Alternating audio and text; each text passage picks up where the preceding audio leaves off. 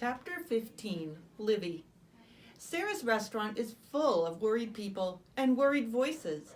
A man and a woman stand together over a table, sketching and labeling maps on paper tablecloths. Everett's paddock, the bush behind Callan's place, horse paddock east, horse paddock west, and underneath they're writing people's names. I look around for Sarah, her mom, and her grandpa, but they aren't here. I don't know anyone here. I squeeze the pawn in my hand and tell myself, Bob, don't forget Bob. I didn't even have a chance to tell him where we were going. When I ran downstairs, Gran was hanging up her yellow kitchen phone. She said, "Get your shoes on, honey." "I'm wearing them," I said, pointing to my sandals. No, your sneakers." By the time I found them, Gran was already out the door and I had to run to catch up. "Danny is missing," she told me, starting the car. "He never came home for lunch. Don't worry yet." She tried to give me a quick smile.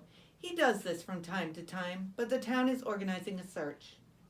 Gran and I are at the restaurant to help. "This is Sarah's Aunt Deirdre," Gran says quickly, "and her husband, Malcolm." She turns to them. "What can we do?" Deirdre scans the paper. "You okay with walking the northeast quadrant of the bush behind Callan's place?" She points to one of her sketches. "From the sheep fence up to the road. I know it's a lot, but there's so much ground to cover." "Of course," Gran says. "We'll go right now." Malcolm presses a little paper bag into Gran's hand and another one into mine. "The restaurant's telephone number is in there, in case you have something to tell us, and some snacks and some water. It's hot. Don't forget to hydrate." Gran nods and feels for my hand without looking at me, and then we were out the door and into the sunlight again. Chapter 16, Bob. I peck and sidestep my way down the dirt road that leads from Gran's farmhouse to Sarah's farmhouse next door. If her grandpa is home with the little boy, it will be harder to sneak in, but I have fooled them before, so my confidence is high. Well, high-ish. 3 cars and a tractor pass me on the road, and I cough from the dirt their wheels send up. I leap into the tall brown grass on the side of the road each time I hear one coming. Now I am dirty, and I am scratched up by the pointy grass. I do not look my best. I've never been this far from the house before. It's scary, but kind of exciting too. I'm like the great explorers of the old days, setting out on a new adventure, discovering faraway lands. Except I can see Livy's bedroom window from here. I must say, I have excellent eyesight. I pack and sidestep a few more minutes, but it's slow going this way. I decide to run because chickens can run. I am not even out of breath when I reach the farmhouse. Not to brag, it's just a fact. I am learning all sorts of things about myself on this journey already. The farmhouse is bigger than Gran's, but the wood is painted a lime green that I find a bit off-putting. Some of the grass in the front yard is scorched. They must have had a small fire. Gran's always worrying about fires in the bush during a long drought like this one. I guess it can happen on farms too. It's scary. The house seems fine though. I crouch in the tall grass across the street, and with my really good vision, I scope out the place. One should always scope out one's surroundings before sneaking in. Gran watches a lot of detective shows, so I know a lot about stakeouts. This is what I see. Driveway. 1 brown truck, 1 white car with a thick blue stripe down the side.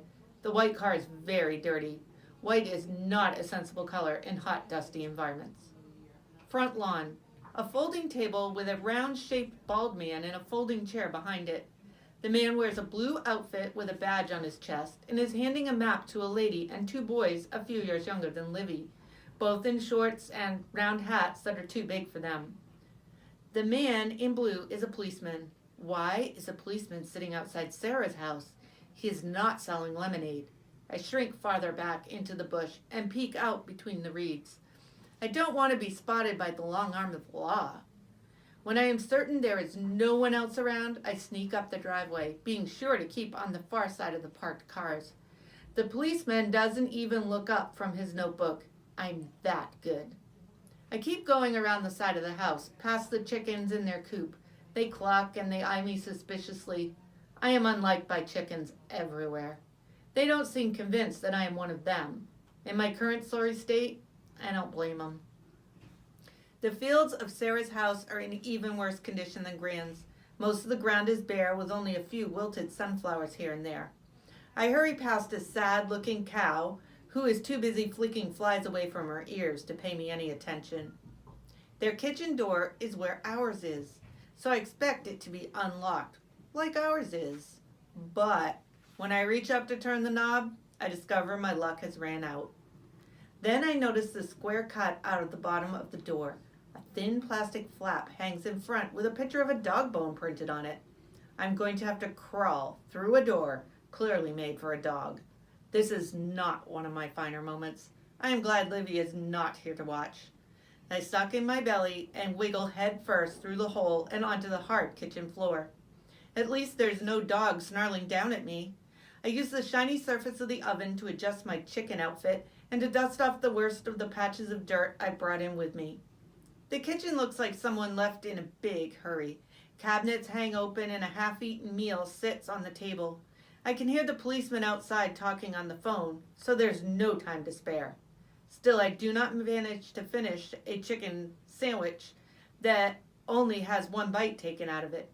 Keeping up one's strength is very important when on a mission, and I will need enough energy to make it back to our house. May as well take the ham slice too. I washed down the ham with a glass of milk as I bound up the stairs 2 at a time. I find Sarah's room easily because of the red sweatshirt in the middle of the floor. Also, it says Sarah's room, in multicolored letters on the door. I open the drawers and push aside the clothes hanging in her wardrobe, spotting other books, but not the right one. I feel slightly guilty for invading her privacy, but this wouldn't be necessary if she'd just returned the book when she was finished with it. I sit on the floor and lean against the back of the bed and think, if it's not here, then where is it?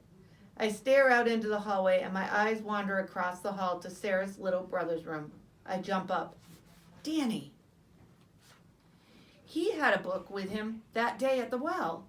I wasn't paying close attention at the time, but there was definitely a collection of drawings decorating the cover, and it was a big book, just like the one in the photograph.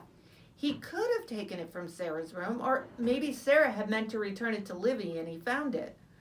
Or I could be totally wrong, and it was a different book with him at Gran's well, and Sarah lost the fairy tale book years ago or returned it to the public library by mistake. Gran did it that once. I heard her on the phone trying to get it back. His room is even messier than his sister's. Frankly, I'm surprised their mother lets them get away with this. I repeat the lifting and opening and looking under things. Then I glance up at the wall above the bed and see something that stops me in my tracks. It's a painting of a well, like the one in Gran's yard, only this one has a trickling creek running past it and a weird tree beside it, and it's made of brick instead of stone. I climb on the bed and stand in front of the picture to get a better look. The paint is still slightly wet in places. Other than the wonky tree, I can't see anything too special about the painting. But just as I'm about to hop off to continue my search for the book, I spot a detail that makes me lean so close to the paint that my nose comes away with a dab of blue sky on it. On the far side of the well, something is climbing out. Something with 4 long green fingers that grip the side of the brick wall. A shiver and a kind of numb feeling begins in my face and extends down to my toes when I spot the small words painted across the bottom of the well. Please help us, well dweller. The end.